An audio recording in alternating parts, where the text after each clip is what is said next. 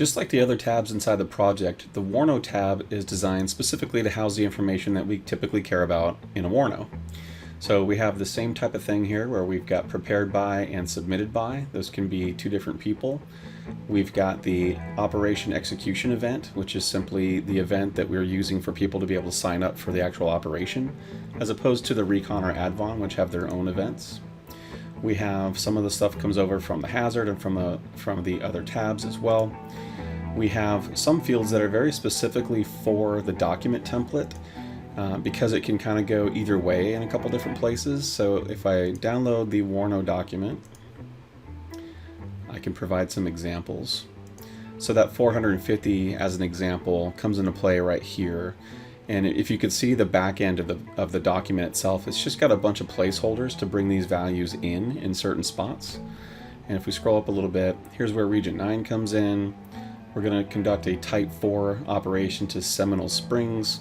We're going to assist in wildfire recovery ops, where we're adding in the disaster type to the op subtype. And we're going to be doing things like chainsaw operations, spontaneous volunteer management, etc., which are actually the fields right here that we can select from. So you can see why these fields are on here, because they directly correlate to specific things on the actual document template. Inside the WARNO tab, we're also starting to put together the people that are actually going to be a part of the operation. In this case, we're starting to define who the mission planning team is. We're also starting to estimate how many people and of what type, what roles, what qualifications we're going to need in order to safely conduct an operation to solve what we see in the situation overview. So these entries here will directly relate to some of the things we're going to do next, which is inside of the resource requirements. The deployments area here is a list of all the people that have actually signed up for the operation execution event. And some people may ask, like, why didn't we put this event under the Opward tab if this is the actual event that covers the execution of the operation? And the reason is because we actually need it between the WARNO and the Opward to be able to have a landing page that people can sign up with. So that's why it's here instead of further downstream. WARNO contacts is similar to ISR and Recon contacts, just people that are outside of TR that we're working with, and we want to make sure that we capture those. We've got another recommended next step area, and here we can see that if at the moment we don't have anything advon related here, but if I say we want to develop the advon, then we see that it pops into play. And of course, if advon's not required, we can actually just go right to the opward, and those go away.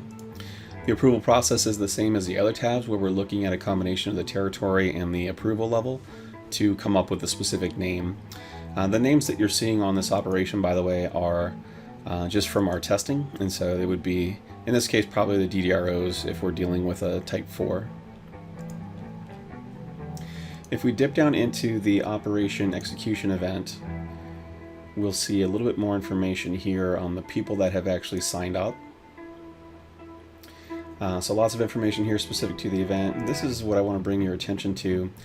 As part of the overall mobilization process, which we haven't talked about in detail, the people that are within a certain range are going to get a hyperlink with a landing page. A landing page is going to walk them through a sign-up process if they're interested, and when they sign up, those event registrations are created and will live inside of this event. So that's why we need to have an event at this level to track everybody coming out to the operation. Now these registrations are also present in the actual project. If we go back up to the project level, you should see the same registrations here as in all the other events combined.